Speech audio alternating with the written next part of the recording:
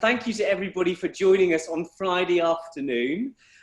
This is going to be a general chat. Humera and I are often chatting together because we work together quite a bit on a few gardens, and I do some stuff together at KLC as well. And really, we've been talking about this kind of thing that we're passionate about for ages, really, and that is kind of the real potential that we feel gardens have going forward. So really, this is a bit more of a chit-chat kind of session. We're hoping to leave you with some blue sky kind of thinking and some thought-provoking anecdotes and some stuff that's come out of our experience from working as garden designers that hopefully you can relate to, and it might kind of start some things off with you thinking as well. Yeah, it's a whirlwind tour of ideas. So, and hopefully you'll be able to go and have a look at and research some of these things afterwards. Yeah, so I think James is going to bring up the first slide for us. So we've got some visuals to help to make it a little bit more interesting. So for those of you who know your garden history, this is a Humphrey Repton Red Book visual. And the title of our kind of talk was all about this whole idea of gardens not being just a pretty picture. We wake up in the mornings, and I don't know about you, but my Instagram feed is bombarded with lots of beautiful pictures of gardens, and I'm just as bad about trying to do it with my gardens. But what we are really aware of is the fact that this is nothing new.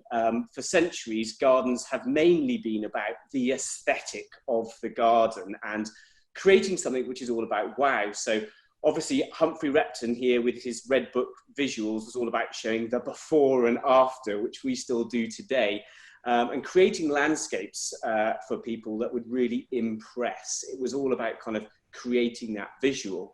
And this goes back through the centuries, doesn't it, Humera? And going back to something like Islamic gardens, I mean, you know, they were in the image of heaven. So, you know, that's what people were trying to do. They were trying to pull heaven down onto earth and then, you know, live in that space. And really, again, that's what we always do as garden designers, make a little slice of heaven for everybody to enjoy. Yeah, paradise gardens. And often, sometimes creating this aesthetic isn't actually always the practical thing to do. So I always remember Debbie Trentham when I was training, doing her garden history talks and talking about Louis XIV at Versailles and how, you know, you've got the massive gardens there with fountains after fountains, but actually it looked pretty good, but there actually wasn't enough water pressure to run these fountains. So Louis and his friends used to have a little person running around before them, kind of switching on the fountains and switching them off as they went by and things. So, you know, there really has been this really long history of the wow factor as being the most important thing. So James can go to our next picture. And this continues to today, like I said. So this is my one and only garden so far at Chelsea in 2014 for Brewing Dolphin. And I was only 3 years into my career. And what I've learned is I know a lot more now than I did then.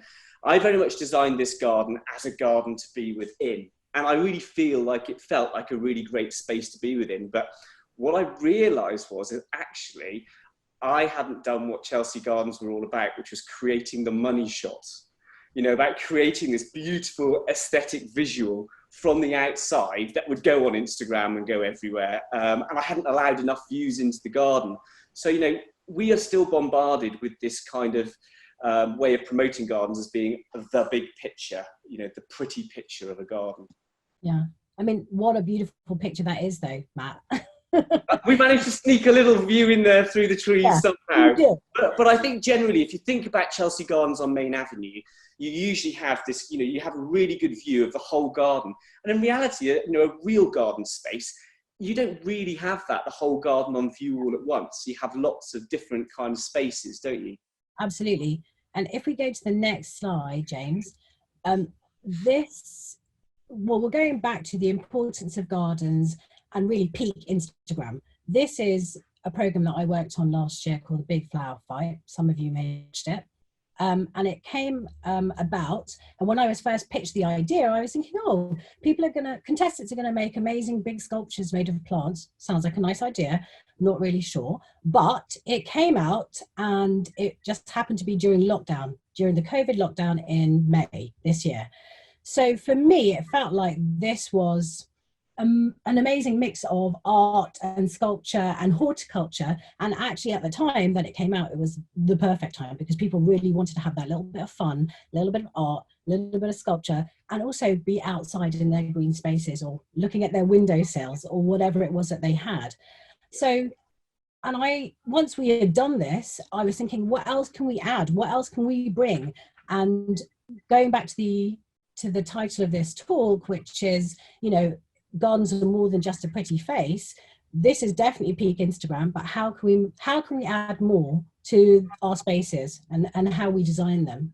It really was like this program you're on distilled gardens and gardening down into just like kind of this big flower arrangement. And that's what people say about show gardens a lot of the time. They're this stage set or they're just a big flower arrangement. Yeah. So I think that, that's what we're trying, I think, to get away from as garden designers and gardeners, is that we're trying to create something which is much more multifaceted than that pretty picture. Yeah. So we've lost our visuals, but hopefully we've got the next one, James. Brilliant. So what can gardens be all about? This is a garden in Bergamo where myself and Humera go to a landscape conference. And I know lots of people in the garden design industry do every year. Unfortunately, we can't this year because of the pandemic, but it's Orto Botanico di Bergamo, and stumbled across this community garden. And Humera, when you kind of sometimes just go into a garden and just creates this like big emotional response and you're like, oh my God, what just happened? You just feel so good. And I think what it was about this space for me, this community garden, was that, it was a little bit rough around the edges, which I love because it was real, but it was a place of learning. There were like people of all different ages there. There was lots of different kind of plants to learn from because it was kind of had this botanical background to it, but lots of biodiversity as well. There were bees there were people were making honey, and there were chilies kind of drying and all of that. And I just thought, gosh, this is what gardens are actually all about. And you can't capture this in an image, no.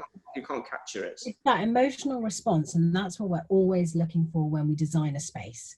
And if you can capture that, you're 90% of the way to producing something really beautiful. And actually, the emotional response might give you more than that. You've actually produced something that you feel good about, that you're proud of as well. Yeah, totally. I mean, that space in the setting and everything, I think there'll be one of those kind of images that flick through my head as I'm kind of, on my way out and dying, and there's those things that kind of flicker through. I really did. And I think spaces like that to me are kind of things that I want to try to recreate for people when I'm making gardens now. Absolutely. Okay, so next slide, please, James.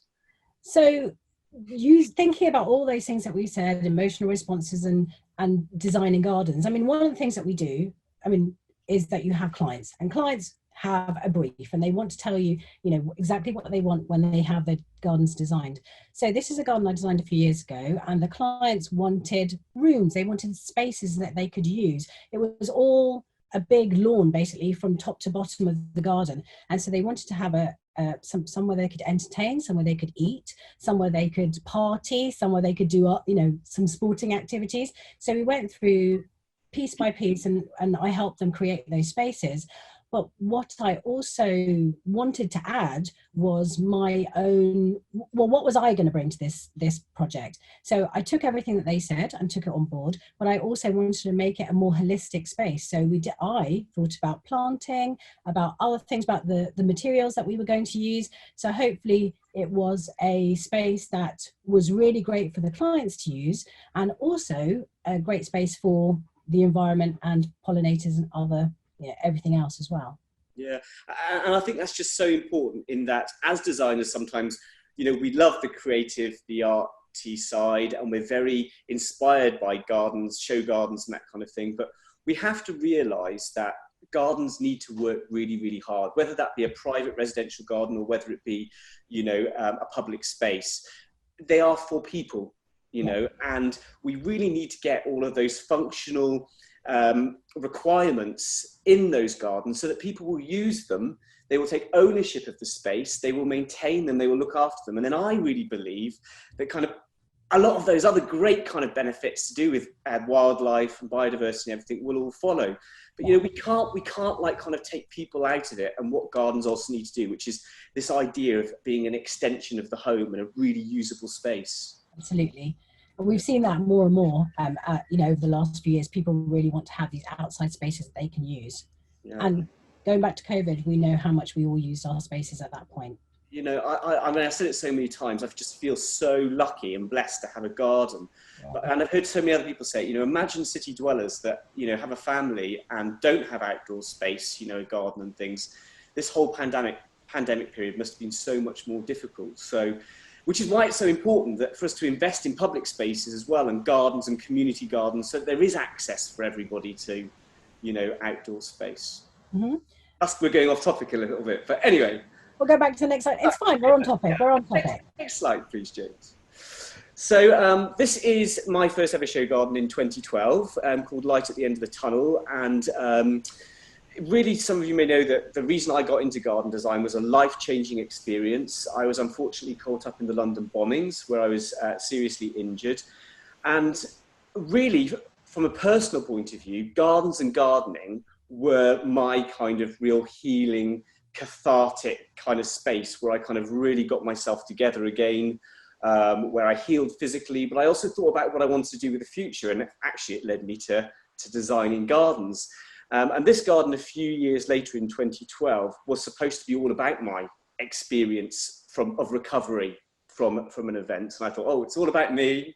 It's all about me. I'm going to tell my story to the world. It's always about you, Matt. Always about me. But what was so wonderful about it was the people that went through it, show visitors, some of them were in tears and things and were coming and sharing and talking to me.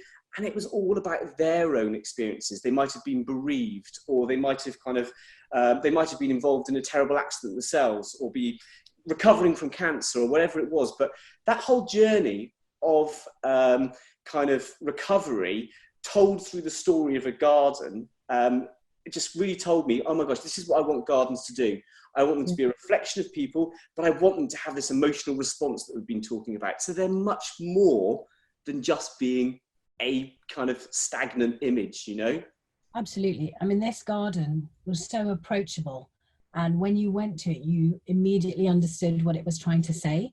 And even though I hadn't been through what you had been, there were definitely things in my life where you really want to see the light at the end of the tunnel, where you really need some hope. And I think it really resonated with lots of people.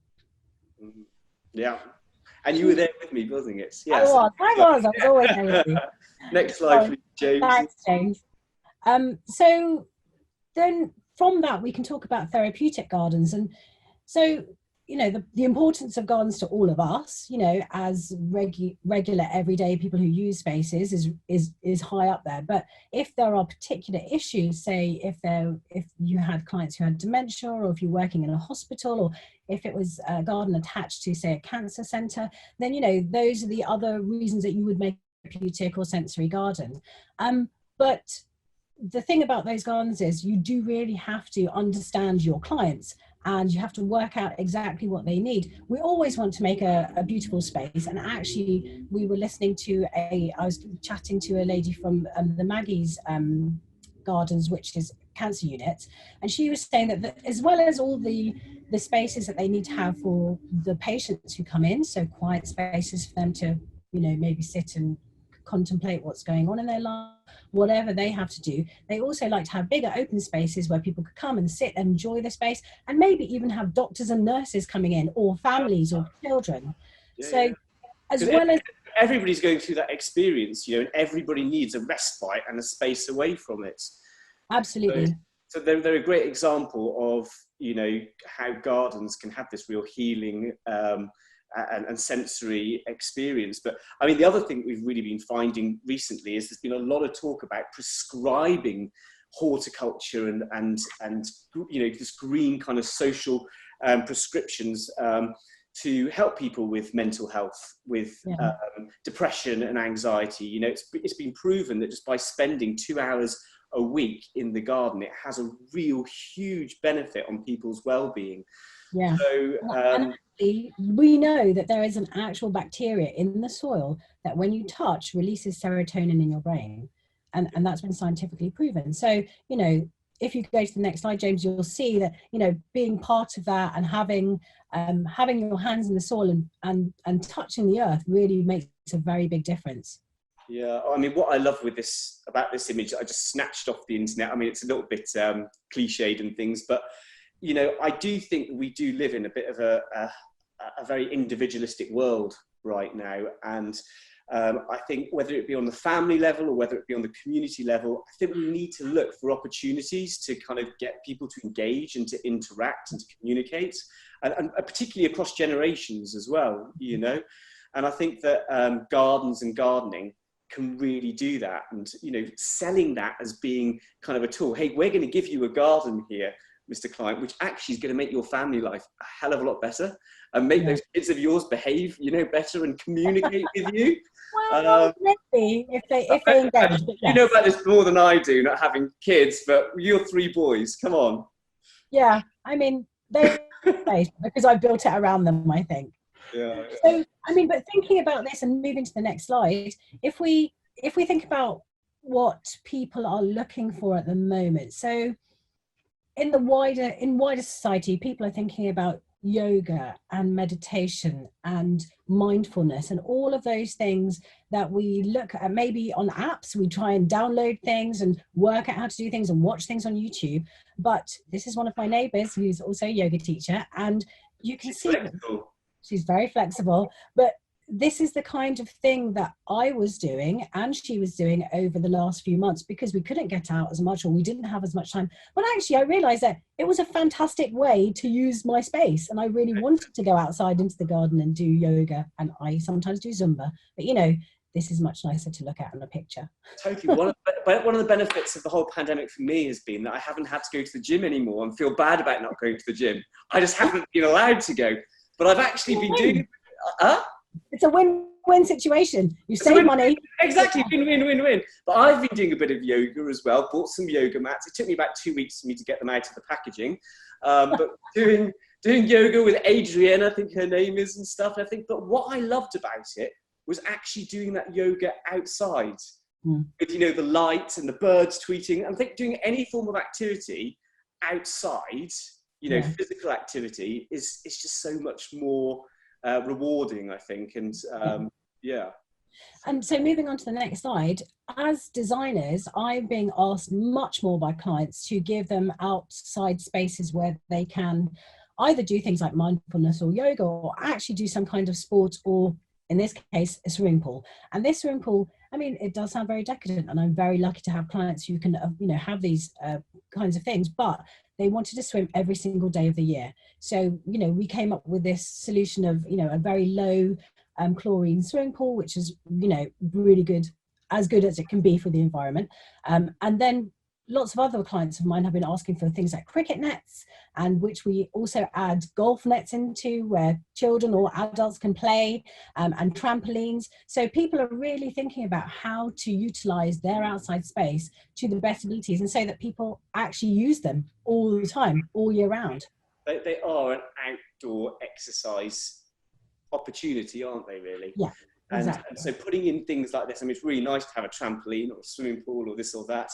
But even if you don't have those things, just the whole process again of gardening and getting people outdoors is a physical activity. So from the mental point of view, I'm a really big believer that just allowing your mind to focus on the repetition of gardening and, you know, what's around you in nature and things, everything takes your mind away from all of that fuzz that we've got going on all the time and everything. And then also, noise. Yeah, all that noise, exactly. But also, just, you know, just by digging and things, you know, I feel really great after I've had a day in the garden, because I am aching, and, you know, I think, oh, I've done something for once, you know, which is, it's had an impact on my body and made me feel like, you know, something tangible, something that you can take hold of, something that you can see in the future. Yeah, so us to the next slide, actually, brilliantly. Yeah, okay. So this is my vegetable garden, and very lucky to have a big space like this. And people, not everybody has big areas where they can grow things, but even if you have a balcony, you know, when I started off in London, we had just a very small outdoor space, and we would just grow tomatoes in pots and some chilies. Yeah. And for me, so there's been two really great things that have come out of this. My partner really was never bought into the whole gardening thing, really didn't see the value in it at all, would sit there and watch me from afar with an economist kind of thing in hand. But the whole vegetable growing thing, oh my gosh, you get something out of it that you can eat. Yeah. I mean, for me, I love the vegetable growing thing, but I'm not very good at vegetable growing, so I have to go for perennial things. So I go for fruits or berries or other things, but it's still the same. Yeah, and I think that what this does is kind of, it's trying to encourage people to cultivate and to actually grow something that they can eat or do something with, is it gives us that connection again back to where our food comes from. And maybe even if, you're not going to be fully sustainable, with food that you've grown yourself, but it might just start getting you thinking a little bit more about where your food comes from, and you might just shop a bit more locally and seasonally and all those kind of things. I think it's, a whole education thing, getting you into a pattern. Yeah. Next slide, please, James. Okay, so this is a real colourful one, and okay, it's not good for the environment because these are all plastic flowers and everything. But this was a big, colourful play installation in Moscow that I worked on in 2018 with Think Studio. It was a collaboration. And it was a great, big, massive, long boulevard, which people would just walk down every day. It was kind of to and fro, and everybody was marching down it. And our whole installation was called Slow Down. And it was all about kind of trying to get people of all ages to just stop, play, slow down, interact with each other. And that kind of little magic tunnel that we set up was supposed to be for kids, where they would kind of tricycle through this kind of wonderful, big, colourful space. What we actually found is that lots of older Russian ladies in particular were kind of in there doing their whole Instagram thing, with the kids kind of trying to avoid them. And it became this really interactive space. So, this kind of temporary installation really shows me the benefits that gardens can have on our public spaces and green things in terms of getting bringing the fun back into spaces. Yeah, totally. Let you enjoy that. Do you not think sometimes we kind of take gardens and public space a little bit too seriously? Sometimes. I mean, not when you're involved, obviously. No, it'll be crazy. But, next slide, only because we're going to run short of time, I think. Yeah. So just coming back to design, clients always want certain things. And one of the things that people often want in London on a small garden is parking. So how do you give them something like parking and space for their bins and space for their bikes and all of that kind of stuff, and still give them something pretty and beautiful and actually sustainable? So in this particular small front garden, we used fully permeable surfaces. We had a shed around the side which had a green roof where the water ran off onto, which had all their bikes and bins and everything else. And then in the front garden, all of the water was channeled straight into the beds. So we made kind of a rain garden. So, we, as designers, what we need to start thinking about also is, right from the beginning, how do we use all the resources we have, rather than after retrofitting things like irrigation or using more water from the mains. So I think that's another part of the whole process that we kind of have to do right from the beginning. Yes, I mean, the part we've moved on to now is, obviously we've talked about people and we've talked about mental and physical health, but there are so many big world problems we've got at the moment, one of them being climate change.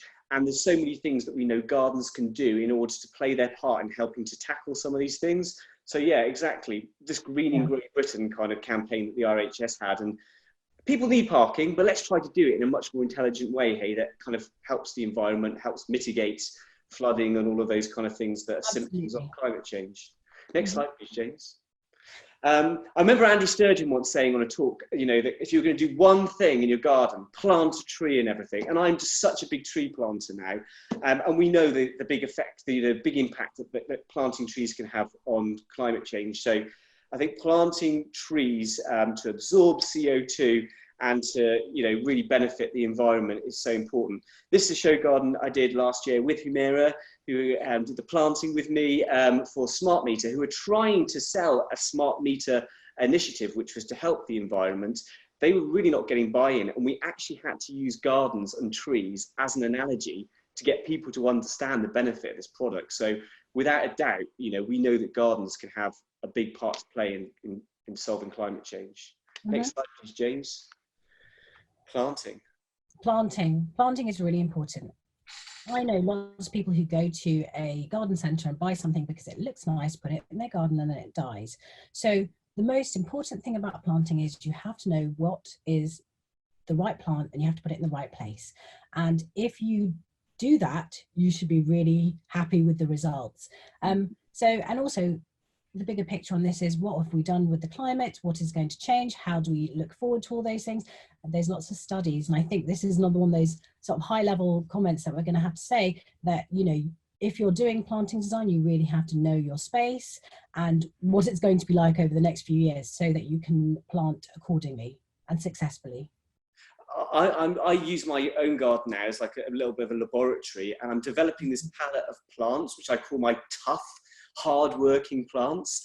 And there's certain plants like Nepeta, for example, or some of the other herb kind of plants like oregano or things like that, that are just working really well in our drier climates now. You know, I know that I can leave them and they will still be fine. Some of the grasses like Stipa gigantea, I'm like kind of, I used to think, oh, it's a bit of a big green rosette of a mass. But when you've got all those beautiful seed heads and it just goes all through the summer, great for wildlife. I think, yeah, it's about developing those plants, isn't it, for climate? Sorry.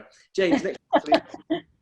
This is a project I'm working on at the moment, and this is again, we're talking about sustainability here, and it's being more sustainable with gardening, reducing our carbon footprint. So with this project, we inherited loads of Westmoreland stone on site. So we designed a garden that really used all of that Westmoreland stone, and all of the hardcore that we took out from existing terraces and stuff, we reincorporated it into the scheme. So what that meant is not only were we not having lots of waste going off site, but it was actually a more cost-effective solution for the client as well, and they weren't paying for all these big grab lorries. Yeah. So again, thinking about the design from the beginning and actually understanding that you're going to be using those resources, they're going to be on site already, you're not going to take anything else off site, so that reduces, it's a win-win. Clients have, you know, they get to recycle all this stuff and they save money. Yeah, totally. Okay, next slide, please. Yeah. So designing, sometimes the thing that you have to do is not design too much. And maybe have a light touch. So this is a garden that I've been working on for a few years, and I'm very lucky that they have this space. But what we did was we just left the grass long and mowed some paths through it. So every year we can change it, we can try, and it's really great for biodiversity. It's just by the river. It's just always buzzing with bees and other pollinators and insects. And sometimes that's what you need to do, step away from a site. There's nothing nicer than just mowing a path, is there? It's such a simple thing to do, but it has straight away, it just has like this huge kind of design impact on the space. Absolutely. And it's so easy to do. Okay, next slide. This is my own pond. So this is just to say I live on a very dry, sandy kind of garden site. Water table, is, because of mining in the local area, has gone down over the years. We put this pond in, and over a year or two, it completely naturalized, and we are now flooded with wildlife. You know, all the amphibians, it's brought the birds in, you know, we have mammals coming and drinking from the pond.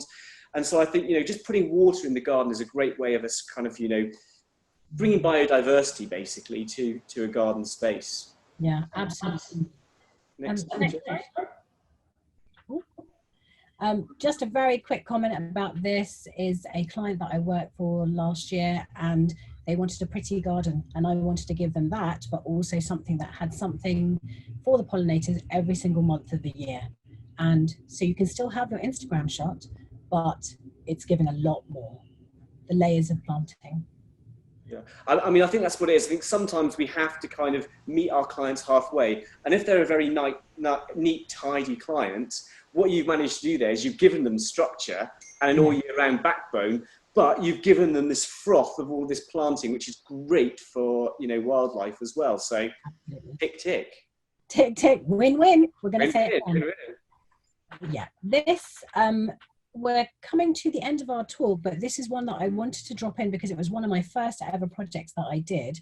And it was a wildlife corridor, basically, that we made for in a very urban area, and it was between two schools, and it was an outdoor classroom. So just the fact of thinking about how we can teach younger children about being outside. And, you know, they can do everything out there because they have a space they can sit, they can do maths, they can do English, everything can be done outside. But also we use this space, we had bat surveys and newt surveys, so we knew that it was a really good ecologically safe site for everything else that was happening as well. And kids could get to the water's edge as well. Health and safety hadn't gone mad at that point. Well, I designed it so they could walk in to the stones and so they would have their boots on. Yeah, I like it. So I guess we should kind of wrap up because we're nearly at the end time-wise. But really, I think just to say that what we really passionately believe is that apart from gardens being beautiful spaces, which they need to be, they need to have wow and all that impact, there's so much else that we need to be kind of building into the designs of gardens and how we promote garden spaces, from people's mental health to physical well-being, to all of the things in the world that's going on at the moment that we can really use gardens to be a potential solution for. So whether that be climate change, biodiversity, sustainability, gardens have so much opportunity to be these brilliant, multifaceted spaces. And as designers, it's our duty to design intelligently. That's a brilliant ending, Humera. Thank you so much for joining us. I know that was a whistle-stop tour, but I hope it gave you some ideas of the things that we do and we think about when we're designing spaces. Yeah, thank you guys. Thanks very much. Have a great weekend.